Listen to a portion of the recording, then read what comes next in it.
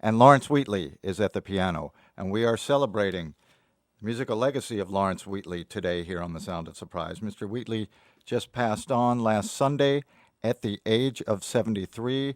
I've been joined here in the studio by fellow musicians who are sharing stories and insights about Lawrence Wheatley's music and career. Let me turn back to Lincoln Ross for a moment. I know you spent a lot of time at Lawrence's house. Well, let me just say one thing. He was 74. Oh, he was 74. He was 74. So I don't know where you got 73. I thought Lawrence said that he was born in December 28th of 1934.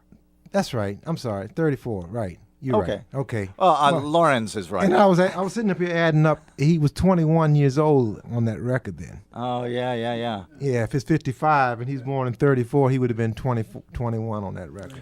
And then we heard just before that a version of I Know That You Know, recorded by Lincoln Ross. So let me ask you, Lincoln, I know you spent a lot of time at his house, and you were very close with Lawrence Wheatley. What kind of recordings did he have at home?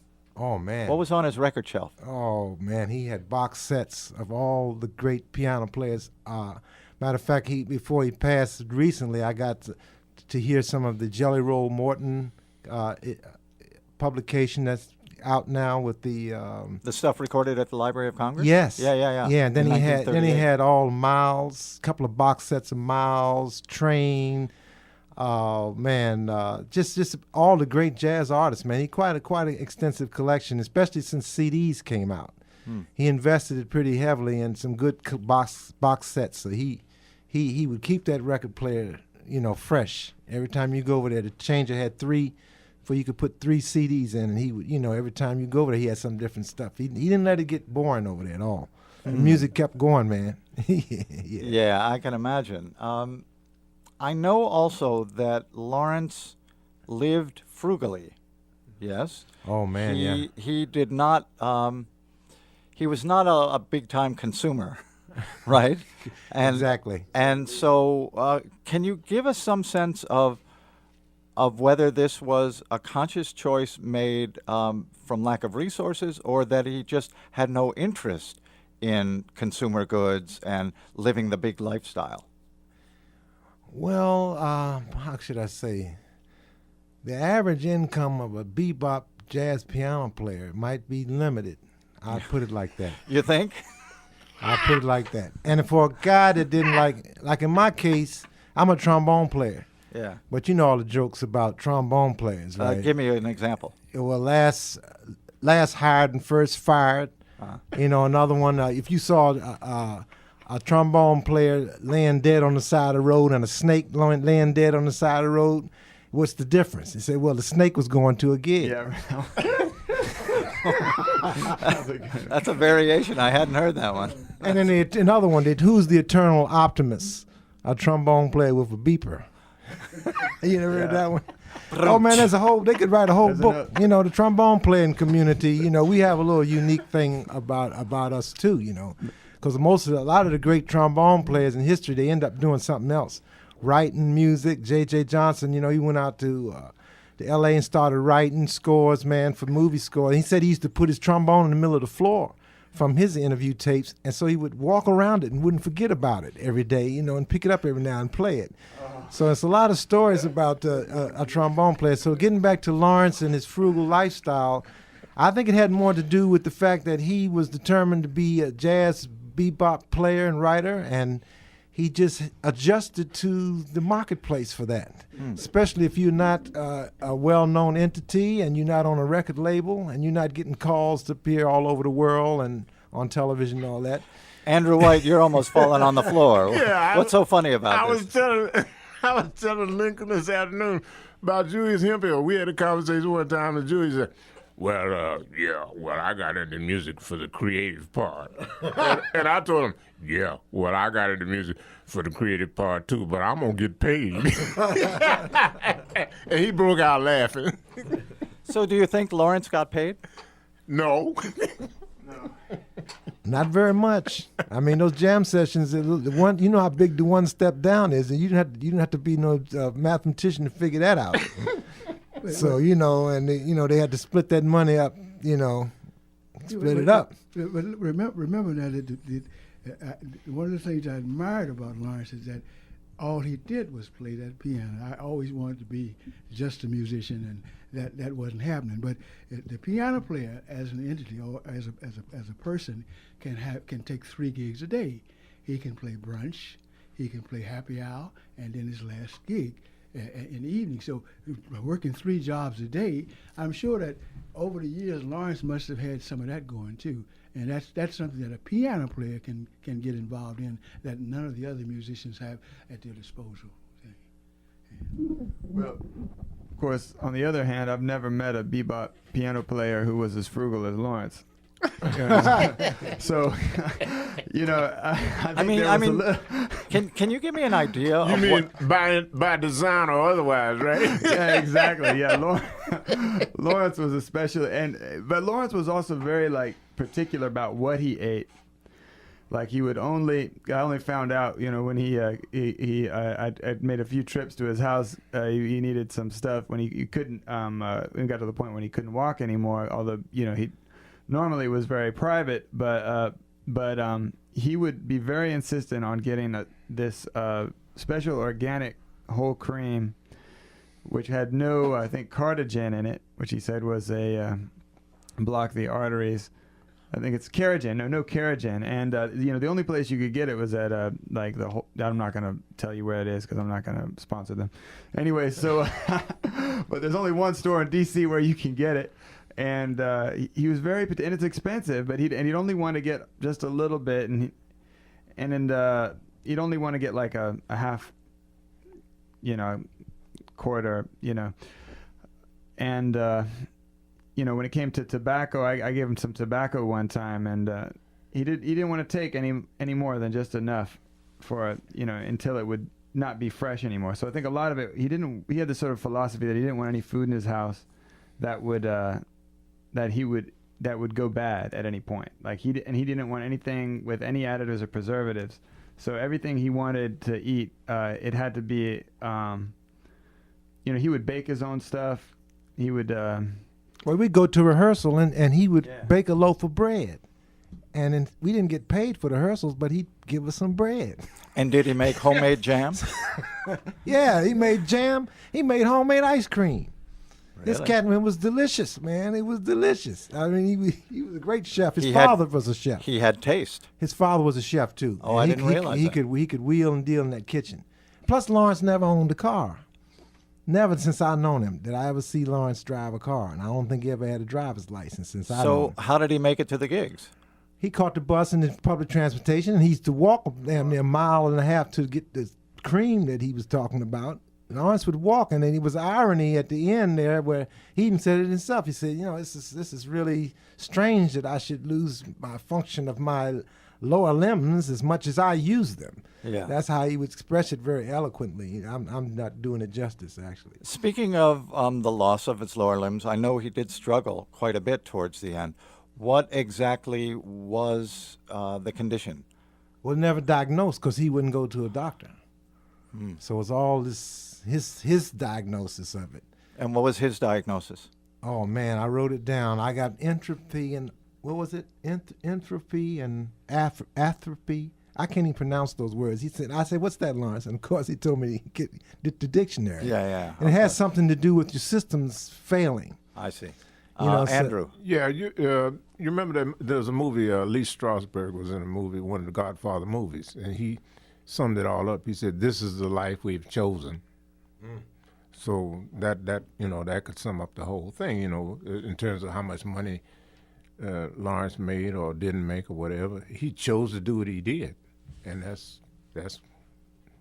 might be. Well, you got 15 more minutes, I guess, but I mean that might be something to think about in closing out. indeed. Well, that's another joke. They say you know how to make $1 million in jazz, right? Start out with $2 million. Yeah. So all them kind of jokes went around. That's old school. That's old school, right? I know. Since we only have a few minutes left, I want to make sure we listen to a little bit more of Lawrence Wheatley because, as interesting as his persona was, and he certainly was, he was friends with everybody gathered there in the room, and many people out in the audience. But it's his music that really reaches us on a very deep level. And so I want to play one last piece from this record that Lincoln made at Lawrence's house, just playing solo piano, and then if we have time, we'll hear maybe something else that we brought up here. This is Lawrence Wheatley.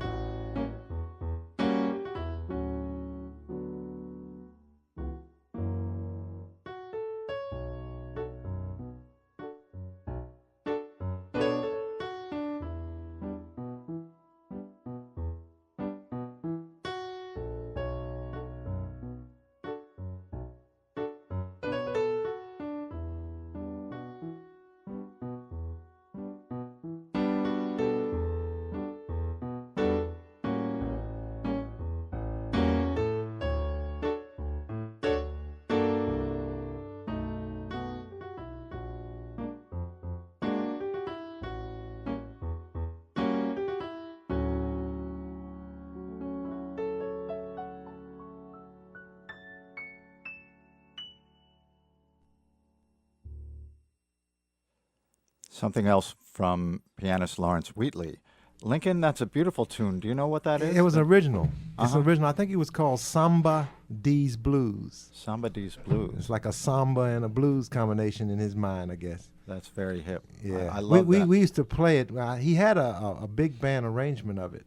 Well, an octet-sized band arrangement of it. But that was one of those I captured over that day, and it was just off the cuff there. I was I had to twist his arm a little bit to get him to even play the electric piano, first of all. So what's going to happen with his library of music?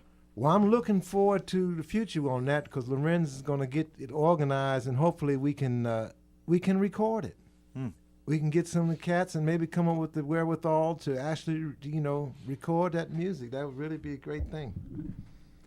You know, he was speaking before he died about a concert he wanted to do, and he had mentioned some people that he wanted, some people that he wanted on it, and then he'd mentioned actually saying earlier Alan Johnson to play in case he couldn't make it for it, and so he was talking to Lyle Link, I know, and to DeAndre Schaefer, and I think he talked to you, and oh yeah, it'd be great, that's I think.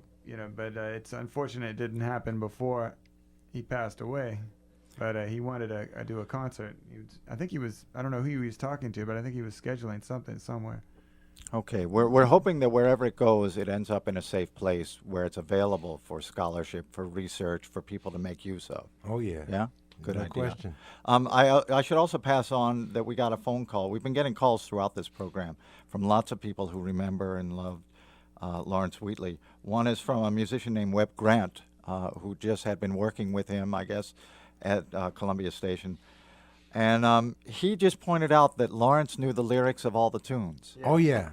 And that, you'd be playing things and he'd jump on that. And he knew what the songs were about on a deeper level. And he would sing. Now, you mentioned the other instruments he would play. He would sing every now and then, as Peter brought up. Yeah. He would start playing a song. He wasn't the greatest vocalist, but he knew all the lyrics, and he would sing a few songs on the gig sometime, and people would enjoy it. What was his voice like? I don't think I ever heard him sing. It was like he was elegantly speaking. So he wouldn't actually sing the tones; he'd speak it, but you could still hear the sort of the melody and the way he was speaking it, and he just spoke elegantly the way he normally did. But as far as like beyond him just knowing all the lyrics to that, it seemed like he knew like virtually like his vocabulary in English. He knew like the etymology of almost any word you could mention, and it was just there was something about the way that he dug into things and studied things very thoroughly.